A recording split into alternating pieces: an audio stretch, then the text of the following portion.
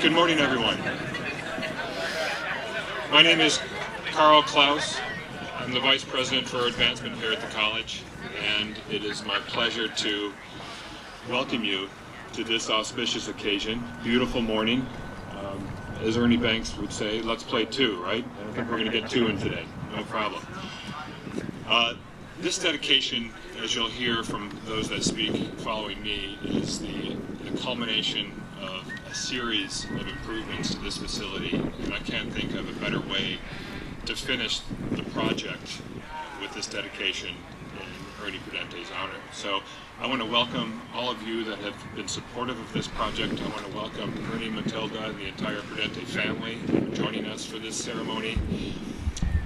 A week ago, the college launched its next comprehensive campaign, Changing Lives, Changing the World, and this initiative is certainly part of that larger comprehensive campaign, and we're excited to celebrate this as a component of the college's fundraising effort. So thank you, all of you, for being here, for supporting the effort.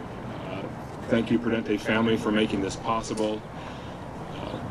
I'd like to turn it over now to Athletic Director Adam Hertz to share a few remarks before we proceed with the program. Thank you very much.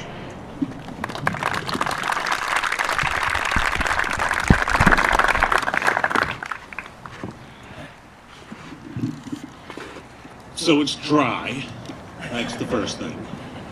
And it's a fantastic day to celebrate Ernie and what he brought to this campus, as so many of you bore testament to.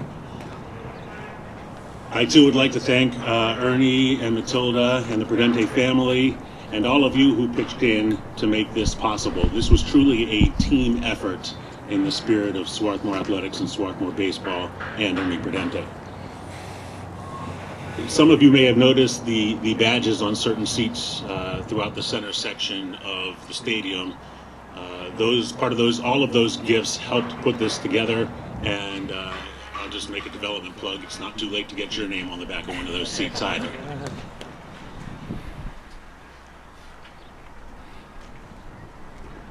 I got here in 01, not 1901 like Ernie, but 2001. And in that time, I've seen 3 presidents, several vice presidents, a slew of coaches, deans, but the one constant through that time has been Ernie Prudente. He is as much a part of this institution as the buildings and the trees, and he's as much a part of the Swarthmore philosophy as what we all operate under. He is the one who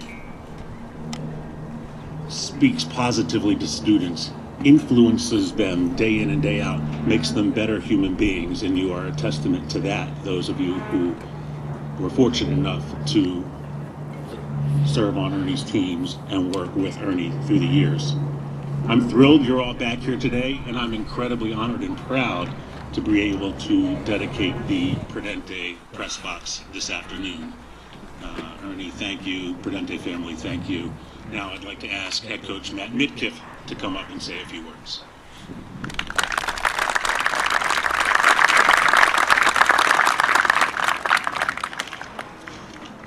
We always put our best hitter third, so that's why I'm slotted in here. Would like to thank a few people. First, I want to thank Coach Hanson and Dickinson for being accommodating for us. Coach runs a very classy program, and I'm glad we could do this on a day where we're playing those guys. I'd like to thank Carl Klaus and his team for all their work and everything they put into this. Adam Hertz has directed this project and done a great job with that. Project coordinator Mike Boyd, who made sure every detail was handled appropriately, and all the donors who contributed, big or small, to this project. I think it's a big testament to Ernie and the college how many folks were involved in this project. Facilities matter to us as we go in and meet with recruits and bring families in. These things are important. They're important for a lot of reasons. What we're dedicating today will make a huge difference to our program, to those who follow us. We have people from all across the country and even someone from Tokyo on our team. So the opportunity to use this press box to broadcast our games and to keep people close to the college is really important to what we do. Coach Prudente, your legacy is much greater than this press box. And I hope that you see by all of us here how much you've meant to Swarthmore College, Swarthmore baseball, and what we do. And we're going to try to go out and make you proud today. Thanks, Coach.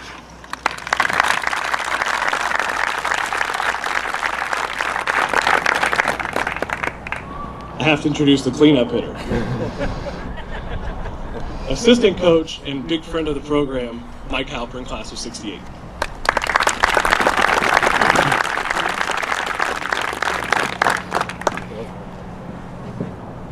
I'm speaking today on behalf of the more than 100 donors who have given to all these improvements to make this really a facility and a broadcast facility that is in the upper echelon of Division III and indeed stands up very well to a lot of Division I, which, as all of you know, is quite a light years up from where we were. I think everybody's been thanked, but I should thank the President's Council and the Financial Vice President also.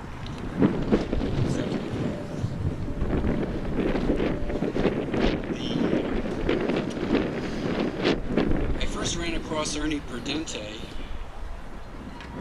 when I was playing against him, playing for Swarthmore, and he was coaching some other school. We had only one game against them per year, and we were in the Middle Atlantic Conference, which had 45 teams. Somehow, Ernie always managed to save his all-star pitcher for Swarthmore. We played 4 very competitive games over 4 years and split them. And one year, I remember I was fortunate to make some really good plays that helped thwart that other school, and we won the game. But after one of those plays, as we were coming off the field, there was this fellow coaching for Haverford who yelled out something at me. And given the rivalry, I didn't quite hear it, but I didn't feel it was supportive or exhorting me to do better for Swarthmore.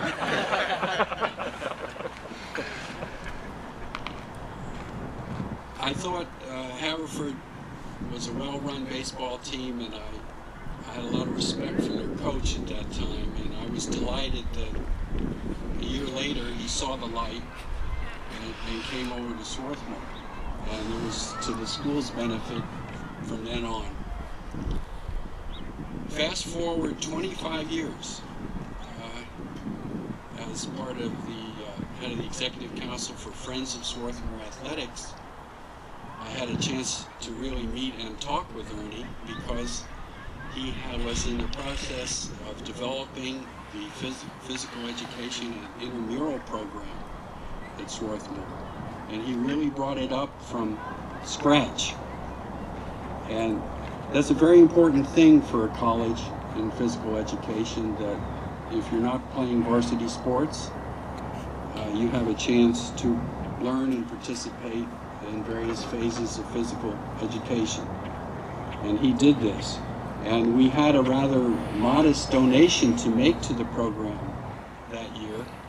But after talking with him for quite a bit of time, we all felt like we were very close to solving a major world problem by this modest donation. And being the astute marketer that he was very early to understand that if you gave Americans a t-shirt, you had a friend and supporter for life. And we all got very nice t-shirts. So then forward another 20 years, and the college graciously allowed me to come back and help out a little bit with the baseball program. And there was Ernie Prudente at a number of practices and games. And he always had a seemingly inexhaustible supply of ideas and helpful thoughts for the then coach Stan Exeter on how to improve the team. But he was very supportive to everyone at that time. And here we are today, and it's an arc of over 50 years. And as you all know, in college coaching ranks, that simply isn't done anymore, where someone stays in an institution and contributes consistently. So, I think Ernie has helped. Swarthmore is a unique institution, as you all know, and we're capable of excellence in all areas, all phases of academics, all phases of the arts, and all phases of athletics and physical education. We have the capability to do that. And this dedication in this field is a tangible exhibit, as well as the matchbox that the school is making a strong effort to be successful in all three areas. And I think we would all agree that that's something we support. Finally, there was a coach in Ohio, fairly well known for many years, who coached football, track, basketball, and he had some Olympic track champions. And he launched a lot of successful head coaches, and he was also a teacher at both Gardner-Webb and what we know now as Case Western. And he would exhort his teams before their contests by saying, well, all you guys are going to get out of this is the memories. So let's make some good ones today. And Ernie, you've given so many people good memories. We're very proud to give a good memory back to you today for all that you've done and how well you're appreciated for these many acts. So we all hope we have good memories of today, and we will. So I now give you the guest of honor, Coach Prudente.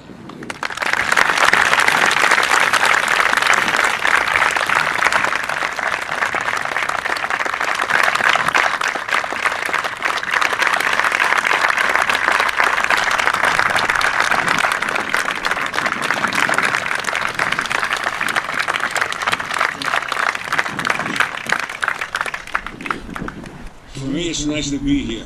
I mean, it's nice to be anywhere and to see all you former players. Makes me feel extra good. But I want to go back to baseball. In 1947, that's before most of you were born, I was playing freshman baseball for Penn, and we played up at DuPont Field way back there. And they started building buildings there, but the baseball field was there. It was just like the field here. It was wide open, benches on the third base line, first base line, no fences, wide open territory, wide open. And for almost 30 years, that's the way it was. And there weren't many home runs hit here because the vast grounds out there, the center fielders, if someone were here today for me, could track balls down like you couldn't believe. A lot of home runs were captured because they couldn't hit them out of the park. However, one year we played Villanova, the leadoff man hit the ball out to the parking lot out there. A mighty blast. And about 4 years later, we're playing Villanova again. The cleanup hitter, the number 4 hitter, was up here. My pitcher threw him a changeup. He took his stride, but he kept the bat back. Like all good hitters, you have to keep the bat back. The guy launched one, hit the rooftop out there in center field. That's the longest ball I've ever seen hit on this field. That was way out there. Amazing hit. And the problem I had here was I couldn't practice ball in the fall because soccer played left field back and forth or that way, and so we couldn't practice in the fall. Then what happened was they started building things around.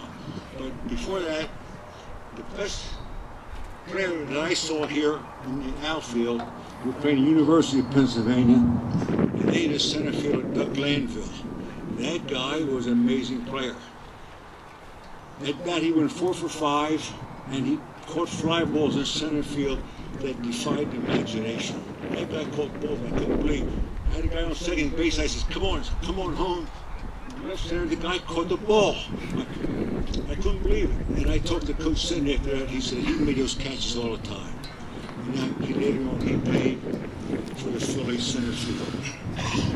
The biggest crowd I saw here was in 1985 when we played St. Joe's College. And my ace pitcher, so the ball players were here today. Eddie Green, probably one of the best athletes sophomores I've ever had. He's pitching. And St. Joe's went with a fellow by the name, maybe you guys don't remember the name, but it was Jamie Moyer. And we played up there, the biggest crowd we ever had here, immense crowd. Scouts were all over the place, radar guns everywhere, they're catching it. They beat us 5-3, we were ahead of them for a while. And then Jamie Moyer, as you know, played in the big leagues for over 20-some years. He had a couple of years where he won 20 games, and he was MVP of the league. That was, and the people came to see that game, weren't disappointed because it was a heck of a game. And then I retired about 20 years ago, and I was 75 and I retired, 70. And I hated to retire because I love baseball. I mean, it's just a nice field. Then things started to happen. With Adam Hertz, our new athletic director, great guy, he did a lot of nice things. They built dugouts. And then they built this purpose field there. Now the soccer team went down there, and the baseball team now had access to a fall long. They played a lot of baseball. And then, because soccer was going, they built a fence. Baseline to baseline. So now you could hit home runs over here. And they put a scoreboard on center field. I said, gee, what a nice place this is. You can't do anything more to this field because it's it. It's a great field. Then about 3 years ago, I'm talking to Adam Hertz. He said, Ernie, we're going to build a press box, and we're going to call it the Ernie Prudente press box. Well, I don't have any money. And you don't build something unless you pay for it. So they never asked me for anything, but here it is right here today. I came over how nice it is. That's the first time I was lost for words. I couldn't talk. And he said, not only that, we would have stadium seats here. I said, wow, that was 2 years ago, and today is the reality. So I can't believe how nice it is. How teams now into the future can play on this lovely field with all the dugouts and the fences and everything else there. And they're going to have these dormitories out there. You can sit there and watch the game through the glass windows if you want to see it, big league style. So it's really, I feel good that all the players now and for the future will play on such a nice athletic field. And I want to thank all of you for coming today to make this day possible. Like Ernie, like Yogi Berra said, he thanked everybody for making this day necessary. Anyway, it's nice to see all of you, and I thank my family's here, my wife's here. For 59 years we've been together, and 3 of our kids are here. My son came in from California. His wife couldn't make it because they have kids in school. My 3rd daughter came from Chicago with her husband. My 1st daughter came here from Richmond with her husband. My 2nd daughter couldn't make it, but she lives in North Carolina. So I'm happy the family's here. to see this day. It's hard to believe that here next month I'm going to turn 90 and I'm still here to see you guys and see the teams play. It's a blessing for me to be here. And thanks for all of you coming and support this program. I thank you.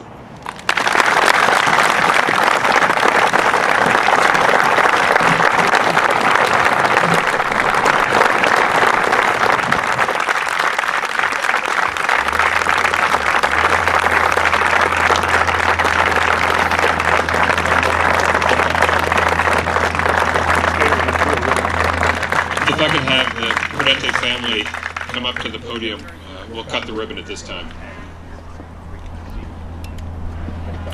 Where's... Go ahead, Mike.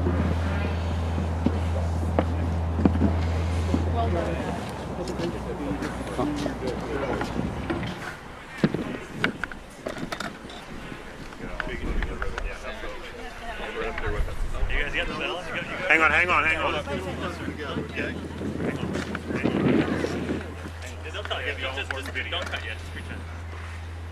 Are you okay, Brandon? Yep, we're good. Okay. We're going to do this on a count of 3, okay? And if you look here and smile. 1, 2, 3.